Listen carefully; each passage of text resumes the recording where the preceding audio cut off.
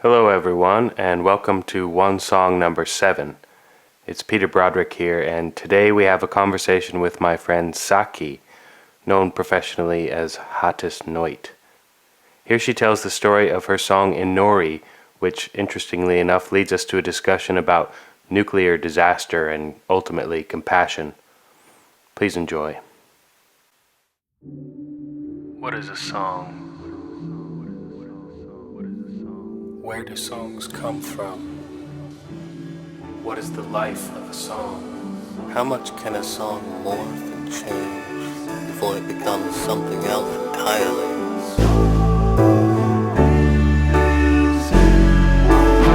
What is the essence of one song?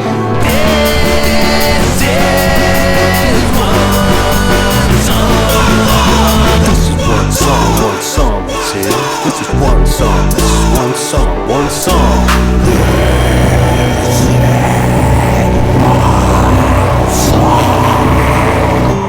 This is one song.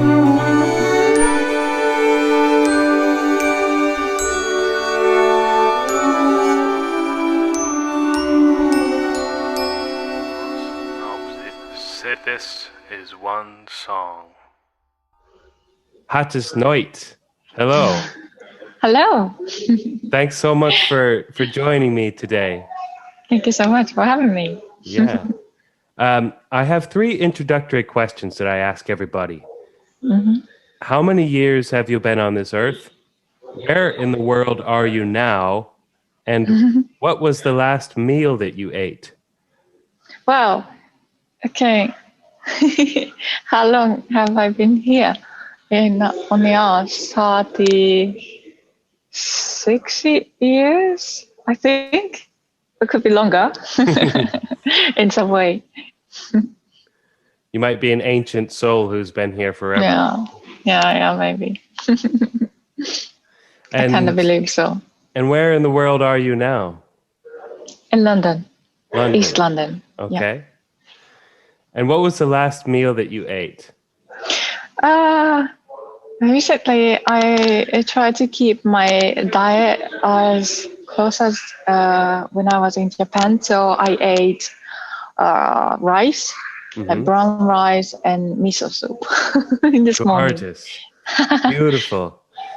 That's so great. That's a good segue into what I wanted to talk to you about first, which is just a bit of background and, a few noises back there. So you, as you just mentioned, you're from Japan, and maybe first I could actually just tell people how you and I met. We met through our mutual friend, Mr. Robert Raths from Erased Tapes. And I don't remember exactly when we met, but it was a couple of years ago, I guess. Yeah, I think so. The earliest memory, a big earliest memory with you was from Jazz Cafe in London. Yeah, that was a big moment. Yes, we shared the stage. Get to know together. each other. Yeah. I think we probably met once or twice before that. I'm not sure, but it could be. Then we shared the stage together, and that was when that was when we made a bit of a connection, I suppose. Yeah, I think so. Yeah. That was a wonderful show, Jazz Cafe. Yeah. 2018, maybe? 17? I guess. Something like this. So yeah, but as you said, you're originally from Japan. Now you live in London. I wanted to just ask you a little bit before we get into the song that we're here to talk about today. I wondered if we could quickly talk about, perhaps some of your growing up in Japan, and perhaps how that might be different from how you experience life in Europe and other parts of the world. Okay.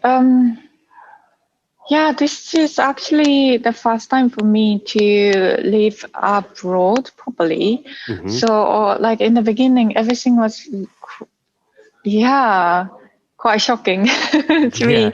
Like completely different, I mean, yeah, I mean everything. Like climate is different and the food is different, but the biggest thing.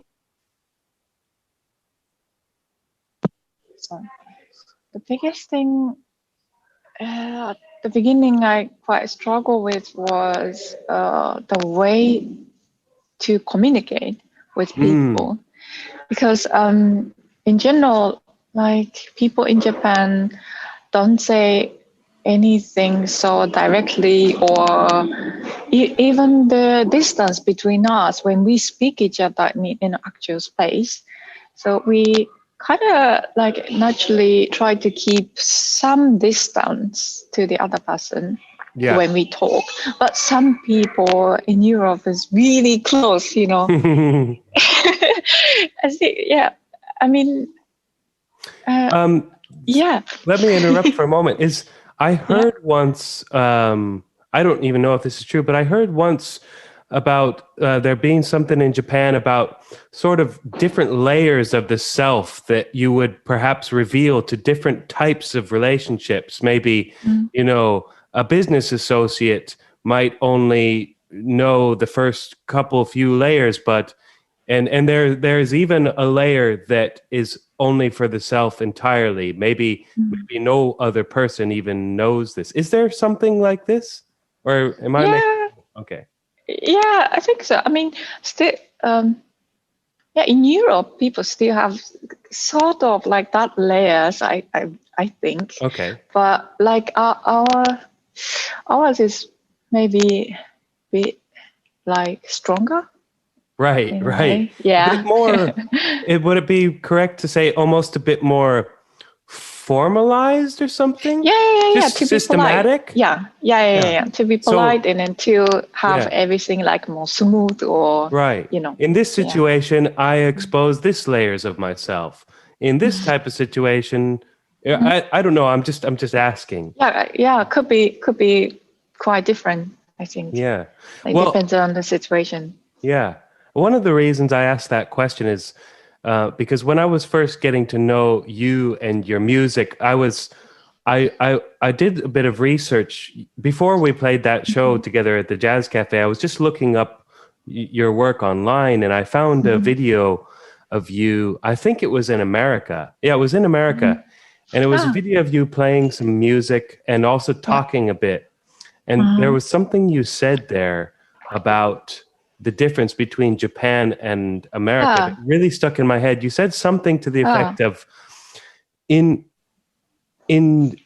America, or perhaps in Europe as well, the audience tells you, they show you how they feel. They show you very openly, very much how very they much, feel. You can feel it in the room. Whereas in Japan, the audience, as a cultural thing, it's not part of the culture to show openly how you feel about the music.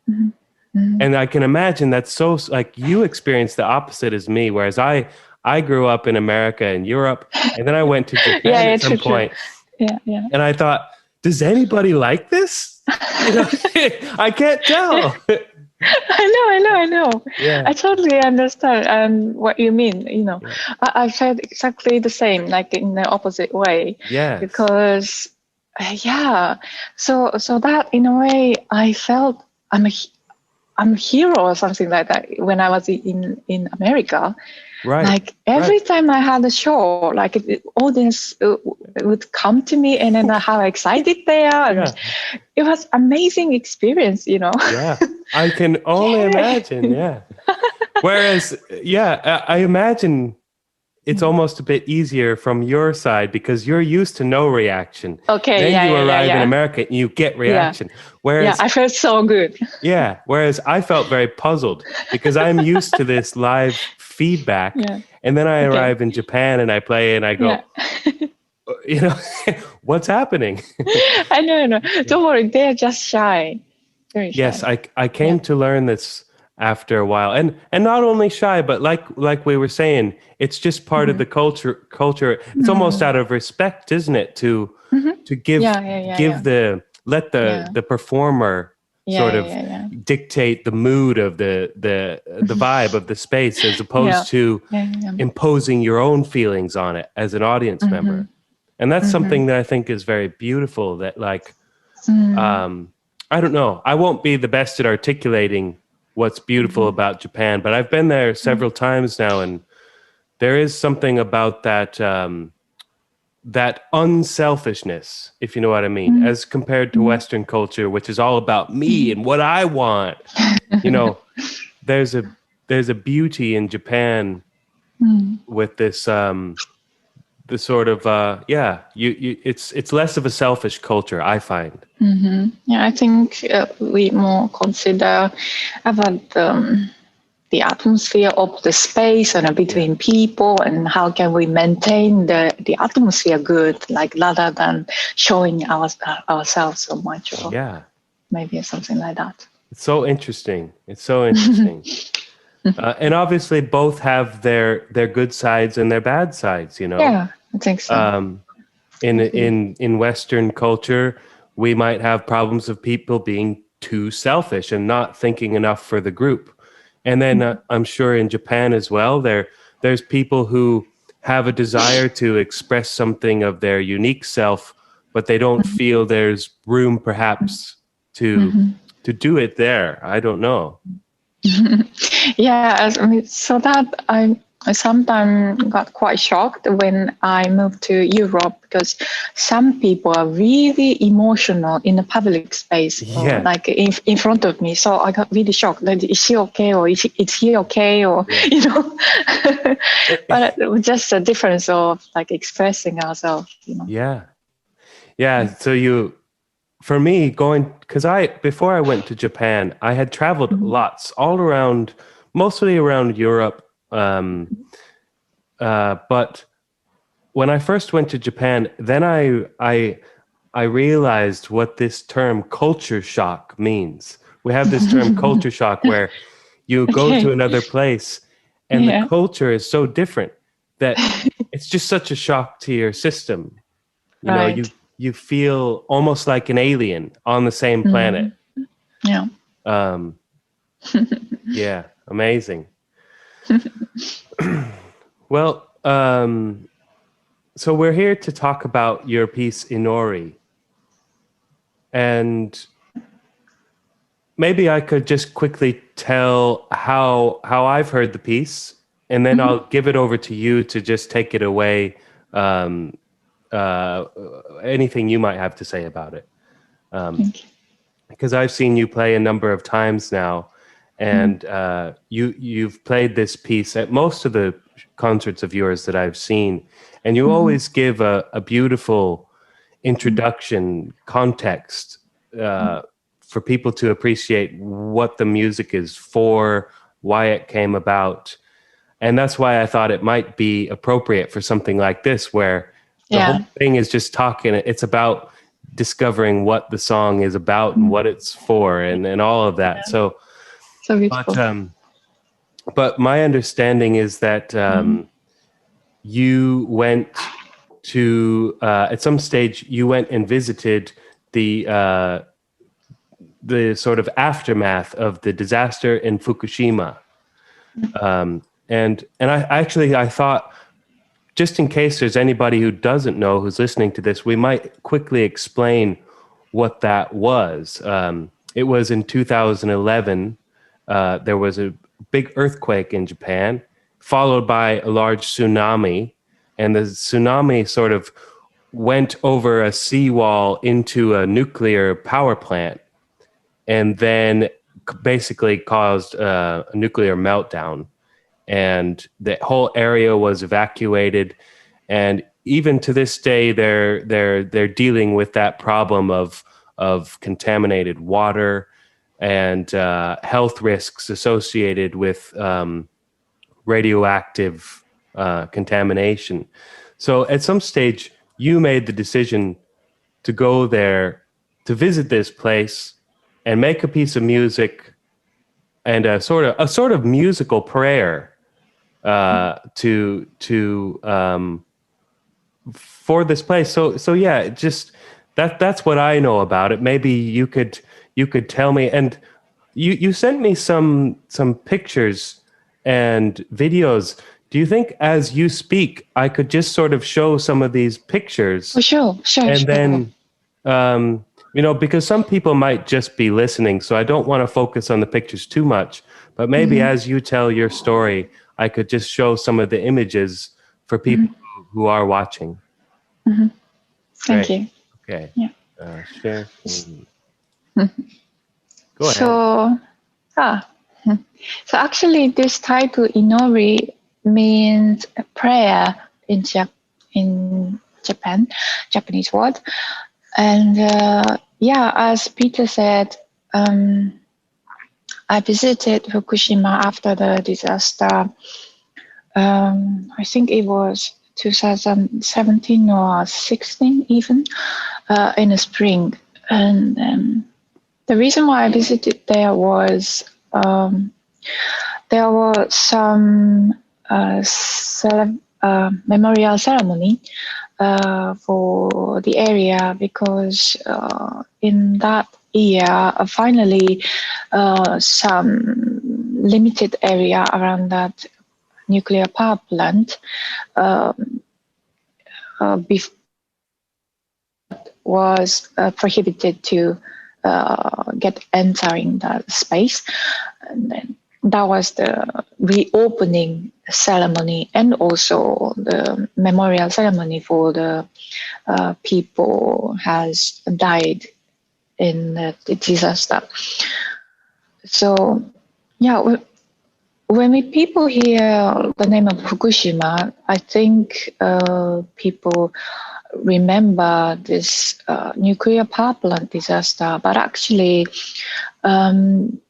so much more people died because of tsunami before the disaster. So I think actually that is the kind of issue, because even for me, before I visited that area, and when I decided to go that area, I just think of this nuclear power plant issue. And actually, I was planning to make this piece beforehand. I visited that area because, as a Japanese person, it's of course it was quite severe and traumatic memory for me as well. Even I lived in Tokyo. I mean, not quite far, but a little bit far from Fukushima area.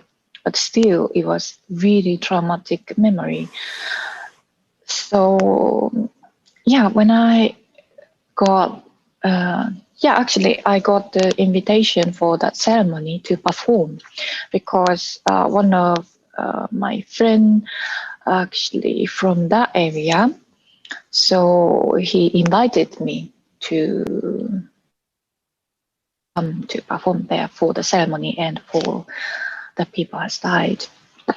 So when I got this invitation, on the stage, I always talk about this story. When I got this invitation, I have to be honest, I was really scared to go there, because of course I knew how dangerous of that area and how dangerous is the radioactive stuff. But I somehow felt, I don't know, like some special bond to that place by getting this invitation. And as an artist, I somehow felt I have to go. So I decided to go. But at that time, I was, as I said earlier, I was already planning to make this song, doing some recording there, and making some piece about nuclear power plant and whole nuclear power, using those technology issue, as like for the humankind. Mm-hmm. So yeah, I visited there. But actually, at the time, I had to have quite tough discussion with the guy who invited me, because when I told him that I was planning to make this song to questioning this nuclear power plant issue, he was quite upset to hear that, because obviously he's a local person, and then who has looked after local people and a local community devastated one. He has supported for the local community so much. Of course, he has love and a very strong connection to the local like people and the local community, the culture and stuff. So he was quite upset, and he concerned if I make this piece like this from that perspective, people who listen to that piece would think like even more extreme way, like Fukushima is dangerous, Right, I see. That at the time, it was quite a big issue, because some information is correct, but something is not. It's kind of like a rumor or conspiracy or like exaggerated. So people all very concerned and be scared of Fukushima. So sometimes like discrimination happened even within Japan. Right. Any product from Fukushima, any people from Fukushima actually get discriminated from the other. From almost as if they're dirty or sick or something like this? Yes.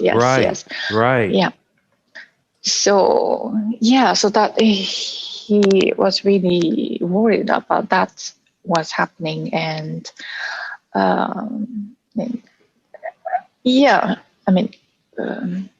so basically he didn't want me to make that piece.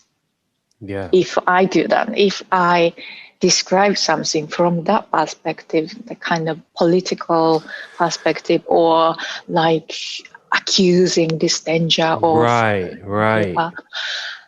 And it was a quite tough conversation to me, because I kind of felt lost. What should I do, as an artist? Yeah. Like, what is right thing to do? And so when I left Tokyo to go to Fukushima, I had no answer at the moment. I wasn't sure if I should do this or not. Somehow I decided let it go. I would see what I should do in there. Like once I get there, I expected that happened. And I went to Fukushima and I performed at the ceremony, and seeing many local people in the village. And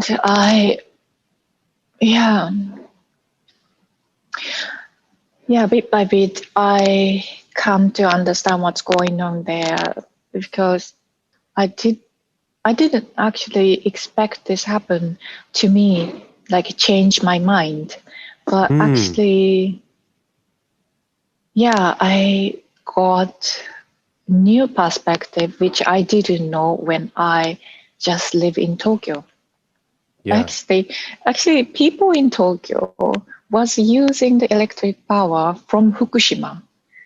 So, see what I mean? Of course, people in Fukushima used so much less electric power from the power plant. Yeah, So we yeah, yeah. are the biggest customer, biggest consumer. No, no, not Yeah, customer. Biggest consumer of that electric energy yeah. from Fukushima. So like, yeah, time by time, like I felt really guilty, and Mm. also I kind of realized how stupid I was, like how how I thought about this issue so simply, like too simple, you Mm. know. So and also to see local people, bit by bit, I could understand how much they love their local, of Where they course. live. Yeah, where they Yeah. live or where they used to live, Mm. Some people still can't get back to that area to live. Right. But I didn't expect this, but actually so many people still want to get back to that area to live. Even Can, though can it's you, contaminated. yeah, can you Yeah. imagine it? Wow. I couldn't.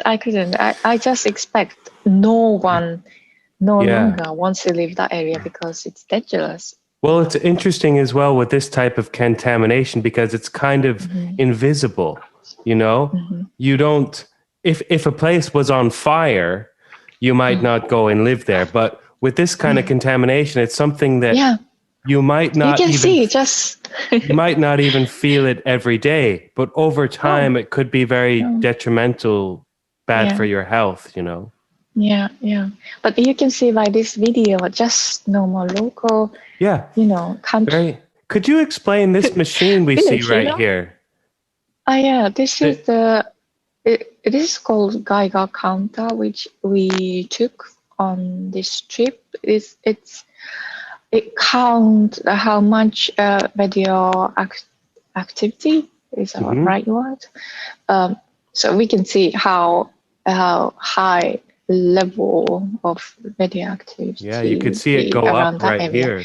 here. Yeah. So bit by bit, during this drive, the number will going up, like get by the time getting closer to the power plant, the number will go up and Yeah. stuff. But just only by this machine we can tell. But otherwise, we don't You we don't didn't know. feel Yeah. anything. Right. Right. Isn't that Just interesting? yeah, just normal place. Mm. It's a really weird feeling. Some at some point I felt something like, but I still can't tell if it's because my nervousness or actually Right. getting something, Well, very yeah. much like psychological thing as well. So Well, because you have this machine, and I'll just explain it for people who's just listening. It's like a little electronic machine with some numbers on it. What did you call it? A Geiger counter? I got counter, yeah. Okay. I'm not sure if I'm saying that right, but it basically just has numbers which I guess show the amount of radioactive activity in that area. But if you're looking down at this thing and you see the numbers going up, and you know the more those numbers go up, the worse it is for you, of course that's going to affect you psychologically, right? Yeah. Yeah. And the sound is quite scary. I mean, yeah. Okay. So yeah, through this trip, I somehow, yeah, felt, yeah, I think I am changing the theme of this piece, not just to like spread or showing how dangerous they are. Rather than that, I just want to, I don't know, tell about the people who long for their birthplace or where they love or they're feeling they are lost. And it's almost as if you have to kind of zoom out more on the on the bigger issue, and isn't that such a great lesson for so many conflicts in this world? When you focus too much on one argument or one part of the story, I often feel like it can be not so helpful, but when you zoom out and you try to include as much of it as you can, you get such a different perspective. And and also, like, I really thought what I should do as an artist. Some artists might do some stronger political message, like song or some sort of like that. But I just didn't feel it's right to me personally, to do after this experience with local people, and to see how much they love their local place. So I just didn't feel it's right. Just keep the song just political, more like as an artist, I just want to sympathize or empathize with the people who I was able to meet through the trip, and then I still think it's more important to me to do. So then you came with, rather than a political message, sort of perhaps criticizing the fault of this disaster, you came more with a feeling of, the title of the piece, Inori, which means prayer, doesn't it? Yes. So you come with a prayer for healing, looking at the suffering, and offering whatever you can to people in this difficult time, and it's very troubling in a way, because disasters like this, along with Chernobyl as well, the other greatest nuclear disaster that we know of in our history, there's, at a certain point, it can feel a bit hopeless or helpless in a way, because there's nothing you can really do, is there? The damage is done. It's there. You can, and it's bad. It's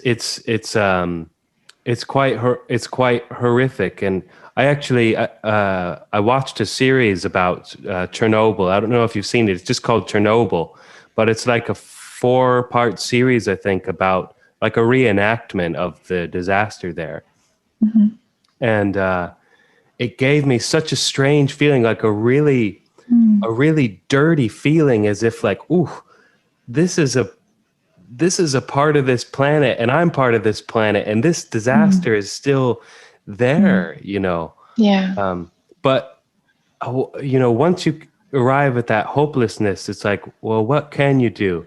You can pray. You can just look for the beauty that you see, and offer your empathy and your gratitude for what we still have left. So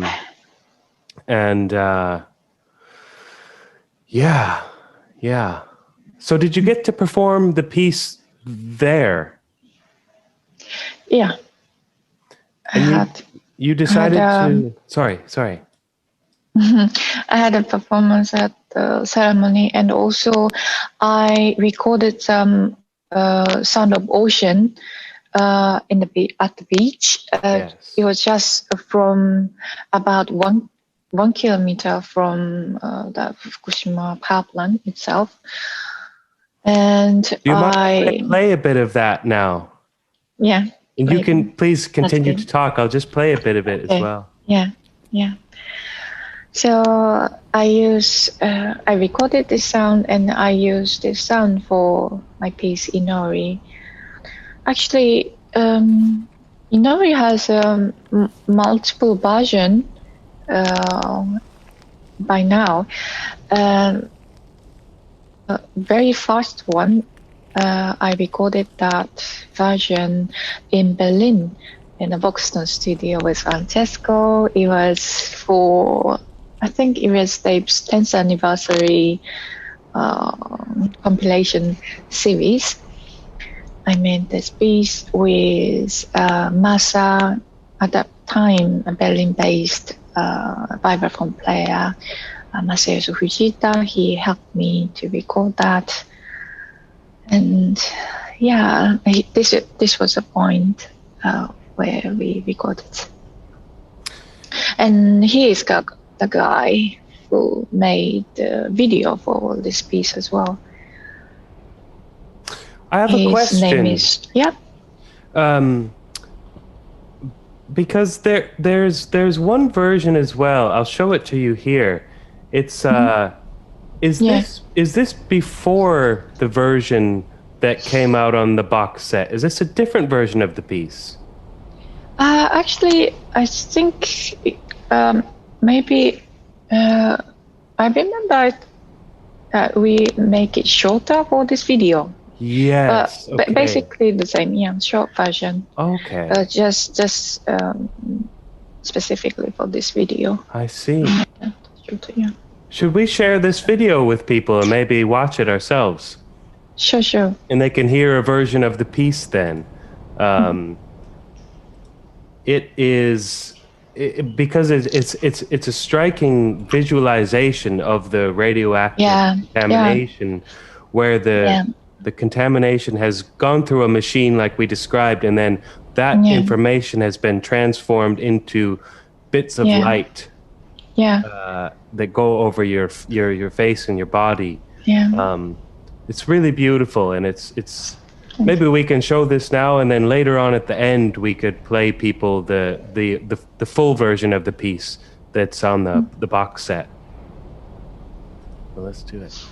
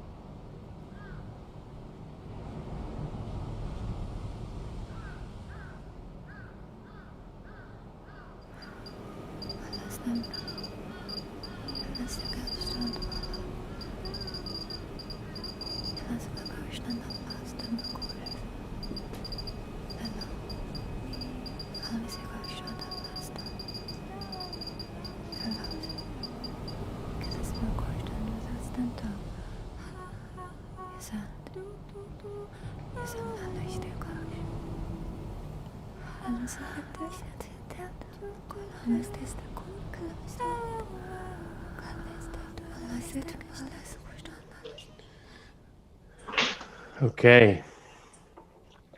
Wow. That's so beautiful. Thank you. And it's amazing because even amidst that, very heavy subject matter, what you do with your voice makes me smile like a child. Like like the explorations of sound with the voice, like a kid with a crayon making funny shapes on a page, and it just there's such a sense of wonder to it that I just really appreciate that I could smile in a situation like this, I suppose. Thank you. I think, yeah. So to make this video, and also actually for that trip as well, there was a companion who was the director of this movie. So we were planning to make this piece and video for by that trip. So the director name is Nobumichi Asai. He's a visual artist, and I think maybe you can see kind of conflict between us, I guess. Okay. Because the video seems very shocking and also quite, I don't know, sensational, isn't it? Okay. Yeah. So there was big discussion to make this video between me and this director Nobu as well. Yeah. So he wanted to have this whole piece as a very sensational, like a questioning, some exposing like how toxic the contamination is. I see. Yeah. But like before the trip, I agreed with him. Okay, that's the thing we have to do right now from Japan. But like as I said, the whole trip changes my mind. Yes. But it doesn't happen to him really. Okay. To me, I changed my mind, but he didn't. So I, of course, also appreciate his perspective as well. And so to make this video was quite tough process. Okay. For the production between me and him and Nobu, and also actually Robert from Erasitives also really helped us, like where is a point we can reach together, you know.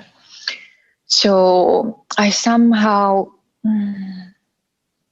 I felt, it was really lovely to hear you felt in that way, because that was actually what I tried to do by my voice, because he directs that image of this video, but I just didn't want to have this piece just as like sensational or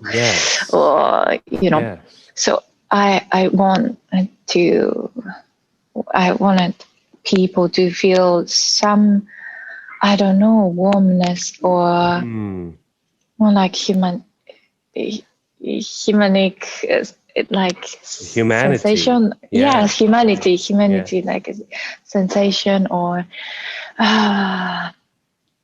any kind of feeling, can, like for because I believe for anyone, I think, can connect somehow this feeling, like, longing for a hometown or longing for a family, precious friend or precious memory belongs some specific place or something like that, So,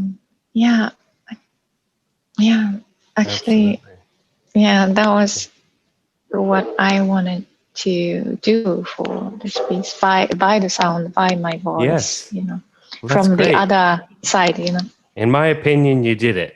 Thank you. So you took this concept, Inori, and you recently turned it into kind of a new piece, but it's the same. It's connected in the same title. So I'm curious how you see that. Do you see Inori as a song or a piece of music, or is it because for instance, there might be composers like I'll just give a really blatant example, like John Cage in his composition 4 minutes 33 seconds, where there's no notes played, but the sound comes from whatever ambient sound in the room is happening. So every time this composition will be completely different. You know what I mean?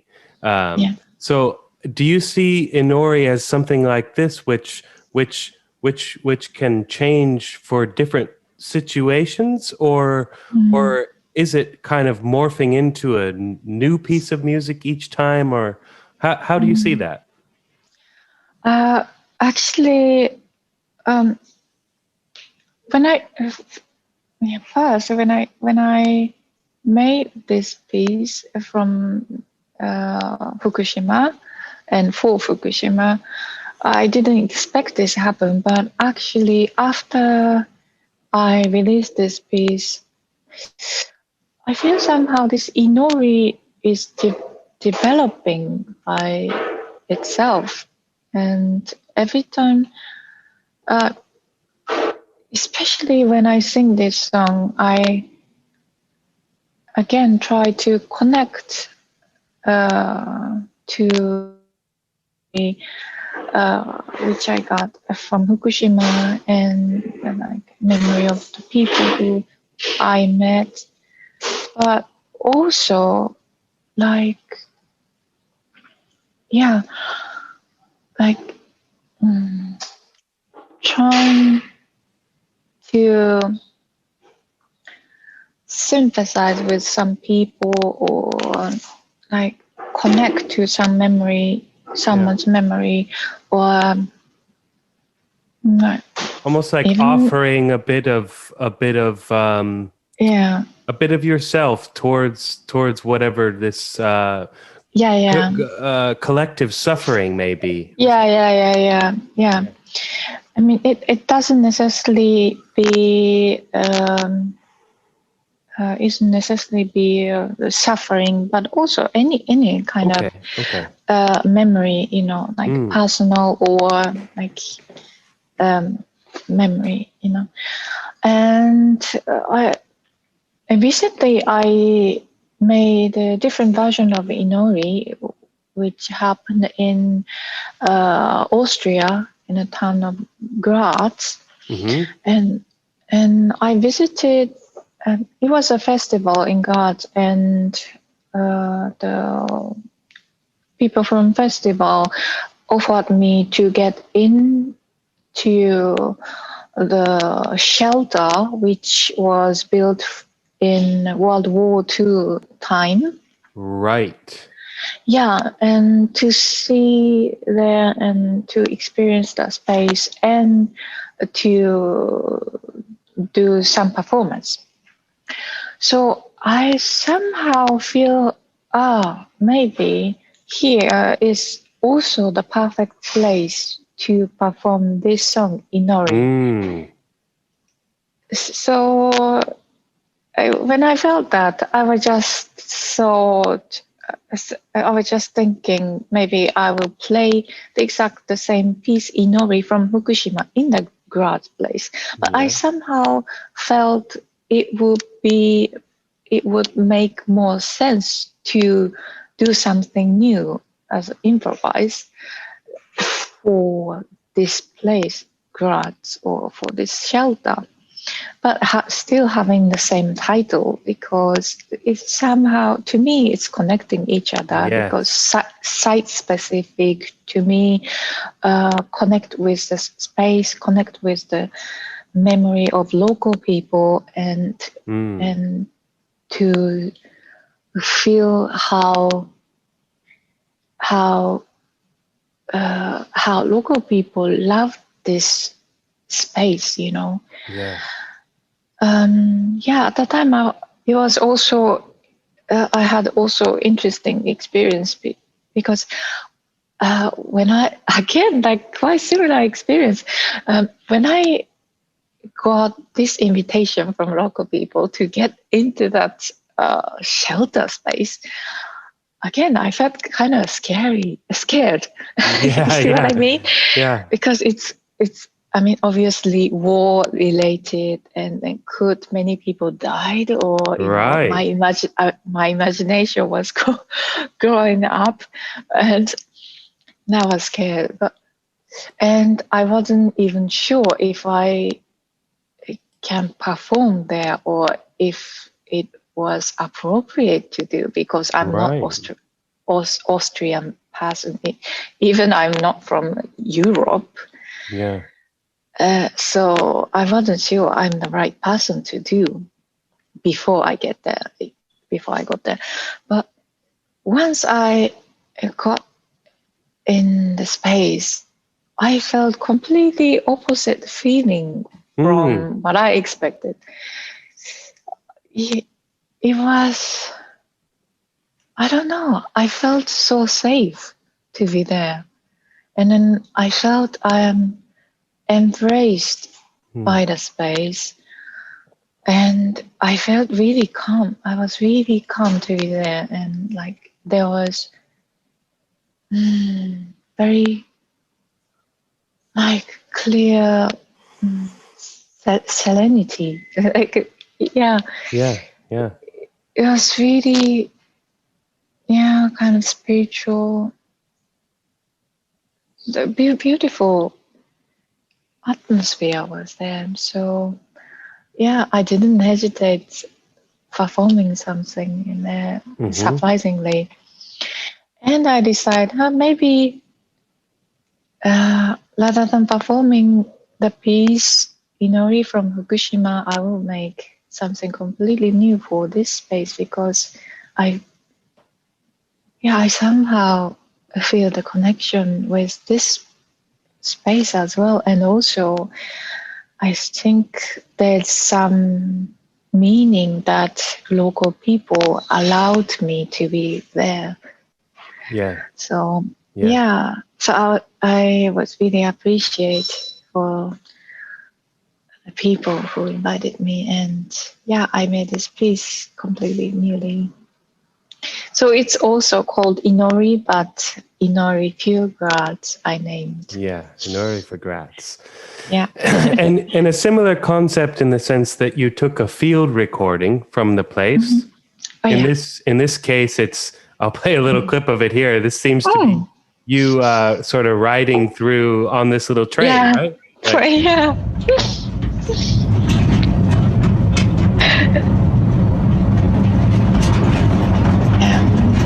It's really deep, and it's underneath the quite big hill. Yeah. Which is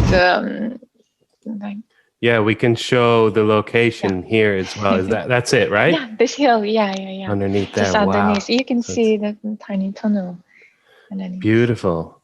Well, so you took that field recording and then combined this with different aspects of your vocal performance. Yeah. Okay. Should we play this version for people? Sure. Okay, great.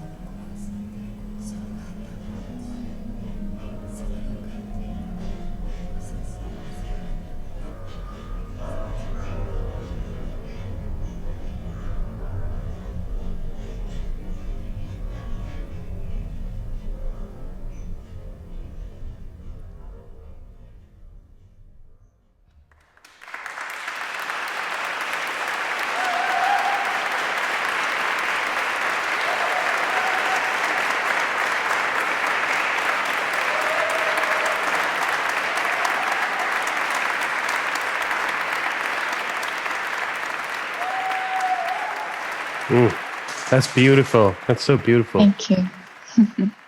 What's that really very strange sound towards the end, right at the very end of the piece? Yeah.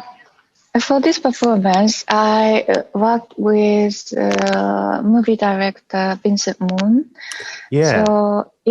So for the performance, he also did some sound effect with with a visual effect as well. So Okay. yeah, that effect is made by him. Oh, right. Isn't it so cool? I really love that. It was so nice for me to see him in those photos because I've worked a bit with Vincent Moon as well, and he has a special energy. That man, totally, very enthusiastic, very passionate. So much. The passion is very contagious. Really, and really smart, so smart. Not just like crazy, but also really smart. No, very, very focused on the task at hand, and following a deep sense of intuition and his concept in the moment. Yeah, always amazing. Yeah, so cool. So will that come out as a video piece at some stage as well? Not this song, but for the other song, we already released that video. Oh, it's out there. Yeah. It's Angelus Novus. Other song from my latest EP. This one here. Illogical Dance. Yeah. Great EP if anyone wants to check out some of Saki's Hatis's recorded work. Lovely, thank you. And this here is the Erased Tapes box set. 1 + 1 equals beautiful one. X. And this is this contains the full version of the Inori piece. which was recorded in Berlin for this big collective album. There's some beautiful pictures inside this book. I love that. You in the studio there. Yeah. It's gorgeous. Doing some stretch before recording. So thanks so much for taking some time to dive into this a little bit. I really just want to say how much I really commend you for. Well, I'm realizing now, both with the Inori for Graz and the original Inori, this pattern of going to a place with one idea, but then being present enough in the moment your experience there and being vulnerable enough to let go of your idea and change it into something else. And that's just something that I really appreciate. And you know, if I could do that myself with my work, you know, to have ideas, but then once you're there to execute them, to actually be sensitive enough to let go of them if they don't feel useful anymore, you know. That's a beautiful concept and practice to have, I think. So I think to me like the production, like music production, is not actually for music itself, more like activity or sometimes meditation or like therapeutic activity, I believe. Yes. So yeah, not just focusing on the sound, but the meaning of that, like what actually does the sound to you, and the purpose of it. Yes. What is it doing? And I think in your case, it goes beyond the sound. Every time I've seen you perform, when I watch you perform, I see every movement in your body is also making that sound. It's not just your mouth. I feel like you sing with your whole body and the space around. It's a beautiful thing. It's a beautiful thing to watch. Thank you. Yeah. Well, we have a couple options of how we could end this program. We could play people the original, the full version of this recording from the box set, or we could do we have also a video clip of the one time that you and I were on stage together, but it's a different piece of music entirely. But we could also save that for another time and just let this show be about Inori. How do you feel? Yeah, maybe keep it for Inori. Let's do that. Yeah, I think so. Maybe we can find another time to let's do that. Share that clip. Good thing for later. Yeah. Okay, beautiful, Saki. Thank you so much once again. We'll end this by sharing the full version of Inori. And thanks for tuning in, everybody. Hope you've enjoyed this. You. All right.